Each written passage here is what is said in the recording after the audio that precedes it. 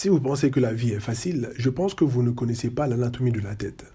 Non mais comment on peut demander à un étudiant de mémoriser une telle complexité?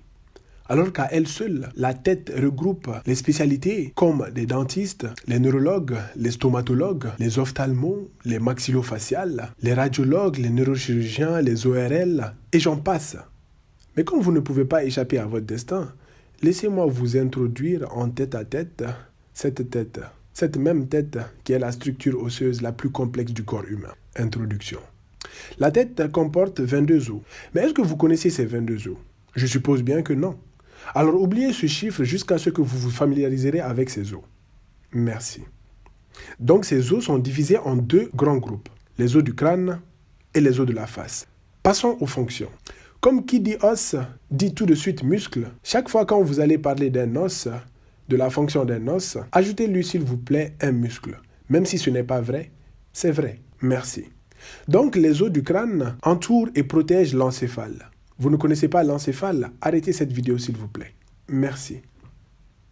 Donc, ces os du crâne vont en plus fournir des points d'attache aux muscles de la tête et du cou. Si on passe aux os de la face maintenant, on va voir qu'ils vont assurer plusieurs fonctions. En ménageant des cavités pour les organes sensoriels, tels que la vision, le goût et l'olfaction. Mais attendez, nous avons bien 6 sens, n'est-ce pas? Si je vous demande où se trouve donc le toucher, vous allez me dire, bah la peau, n'est-ce pas? Et si on parlait de l'audition et de l'équilibre? C'est dans la face ou dans le crâne? C'est ce qu'on va voir.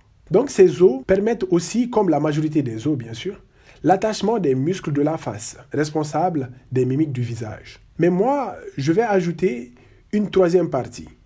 Donc on avait vu déjà le crâne qui protège l'encéphale d'un côté, les os de la face qui sont soudés entre eux d'un autre côté. Et enfin, ma troisième partie, c'est la mandibule, qui, même étant un os de la face, n'est pas soudée à ses voisins par des sutures. Cette mandibule est plutôt attachée à ses voisins par une articulation qui est mobile et non par des sutures. Donc c'est pour cela que j'en fais ma troisième partie. Est-ce que vous êtes fâché? C'est votre problème. Ça ne me regarde pas. Donc continuons.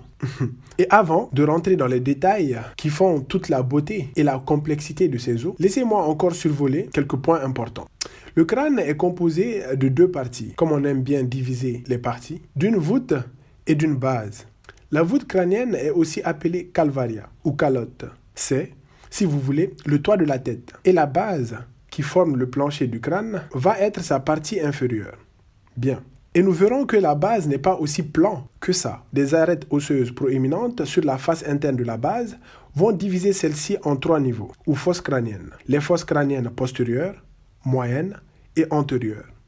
Bien, on verra sur notre coupe frontale que la tête présente des cavités, comme les orbites pour le globe oculaire, des sinus qui allègent la tête, des cavités nasales et orales, sans oublier les cavités de l'oreille moyenne et interne qu'on ne voit pas ici, mais qui se trouvent dans la paroi latérale de la base du crâne, qu'on verra après. Donc, en plus de tout ça, d'accord, la tête possède par ailleurs quelques 85 ouvertures identifiées.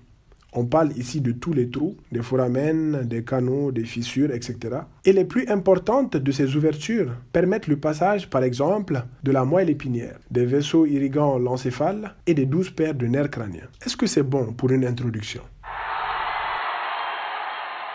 Nice!